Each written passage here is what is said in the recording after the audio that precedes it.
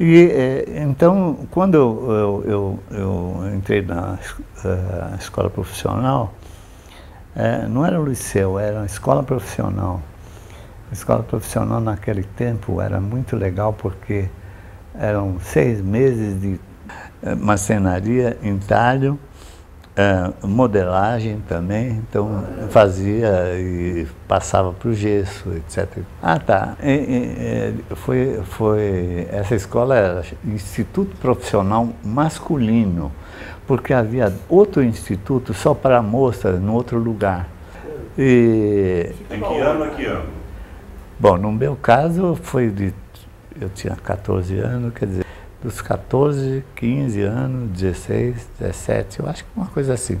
E nessa época que eu morei em São José, eu estava lá porque 2 irmãos meus estavam tuberculosos.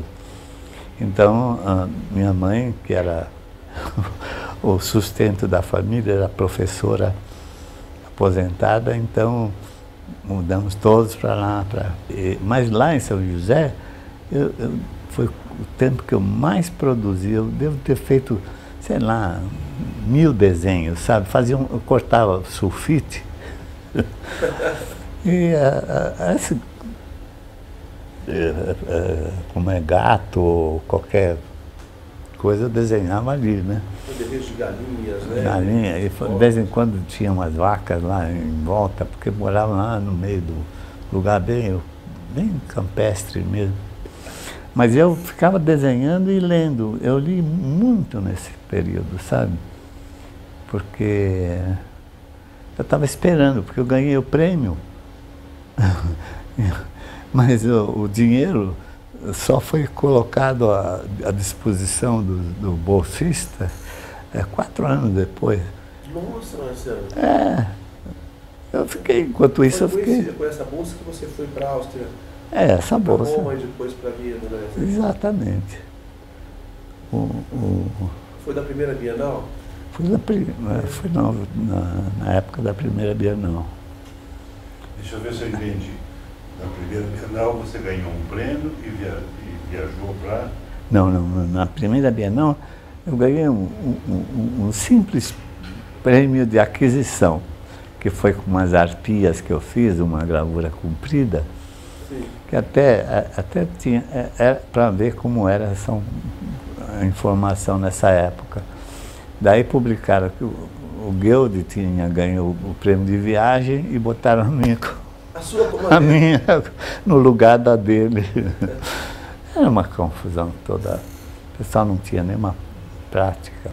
Aliás, quem montou a primeira Bienal foi só 3 pessoas. Era o Aldemir, eu e o Kreisberg. Ah, é? Caramba, hein? O Kreisberg tinha chegado da Europa, não tinha nada, não tinha onde morar, nem morava em pensão. Era muito... E nós fomos montar a Bienal. Mas era cada barbaridade, você não acredita. Porque uma vez tivemos que salvar assim, um quadro que veio da Inglaterra, que estava praticamente conservadíssimo. Um quadro de um pintor que eu nem sei hoje quem seria, porque eles mandaram também, não sabiam o que mandar, deve ter mandado o equivalente a um rebolo de lá da Inglaterra, né? E tinha uma mulher passando um pano molhado no quadro para tirar poeira. Pô, tivemos que parar. Eu acho que até hoje o quadro deve estar manchado como foi, como voltou. Mas tinha também gravuras do Reiter, por exemplo, já nessa primeira Bienal. Muito mais. Agora, na primeira Bienal, deram um prêmio para quem dá o prêmio para o artista brasileiro. Tinha Portinari, tinha de Cavalcanti, tinha um monte de gente, né? E deram para o Di Preti, que era um italiano que veio e estava já integrado aqui, já feito exposições e tal, porque o júri era internacional. Então, eles olhavam e premiavam. Você vê, eu ganhei um prêmio, o Goethe ganhou um prêmio, o Di Preti ganhou o prêmio de pintura e foi um escândalo. E o Di Cavalcanti estava bravo, e eu falei, mas Di, naquele tempo a gente tinha essa intimidade com os artistas, sabe? A gente convivia com os artistas, mesmo sendo moleques, né? Não era tão moleque, eu já tinha 20 anos, pô. Tinha já. 25, 26. 25, Tá bom. Mas para mim era moleque. E eu falei pro Di, afinal, quem que você acha que deviam ter dado para o personagem? Ele dizia, não, deviam ter dado para mim. Quer dizer, ele foi assim, numa franqueza absoluta. Todo mundo ficou muito revoltado com essa premiação do Di Preti. Bom, enfim, essa coisa de facilitar a divulgação da gravura fora do Brasil foi muito boa, porque, de repente, eles, nos Estados Unidos, em vários museus, compravam o trabalho da gente, porque não custava nada, né? Então, tinha gravuras nos Estados Unidos inteiro, onde passavam.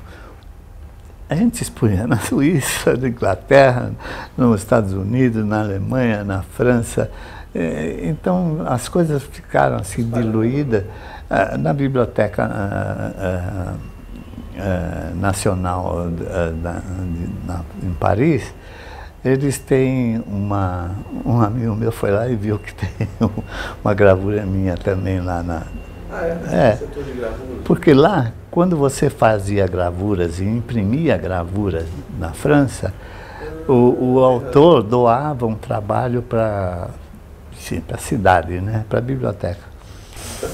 Nesse Então, viés ideológico e da época, o senhor conheceu ou conviveu com o Cassiano Ricardo, poeta nosso? não deu.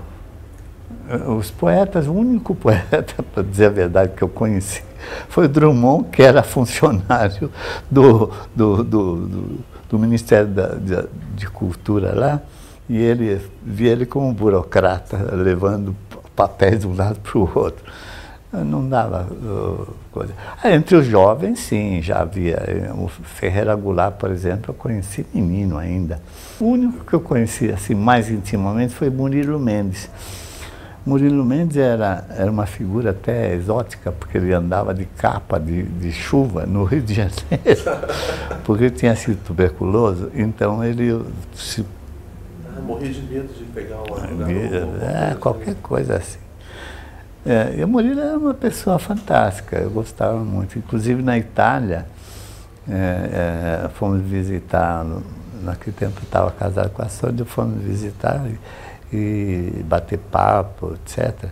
Ele ficava furioso porque todo mundo que falava no Ismael Neri achava que, por ele ter sido amigo do Ismael Neri, que ele fosse um dono de uma grande coleção de Ismael Neri. Ele não tinha nada, tinha meia dúzia de trabalhos do Ismael Neri. Se você dá uma mensagem de otimismo, no sentido de que, olha, empenhe-se, dedique-se integralmente, que dá para viver de arte no Brasil. E segundo, se você é otimista ou pessimista quanto à realidade humana no Brasil e no mundo nesse início do século XXI. Bom, na realidade humana, para dizer a verdade, nós estamos tão integrados quanto os gregos e romanos e todos os decadentes, estamos no mesmo nível cultural e, ao mesmo tempo, vamos dizer, a ética, etc, etc. Eu não vejo, não acho uma desgraça, não. Se o jovem estiver pensando em sobreviver como artista, depende muito da honestidade dele com o próprio trabalho, porque se ele fizer, o Goethe já dizia também isso, se quiser ficar milionário é uma coisa, mas se quiser ser artista é outra. Poxa, Marcelo, muito obrigado. Você não tem que agradecer nada, eu que agradeço. Parabéns, viu? Foi um privilégio para nós. A paciência que vocês tiveram de ficar conversando. Imagina, ficaríamos horas e horas se não fosse a limitação eletrônica. Né? Mas você não teve aqui Eu não conhecia.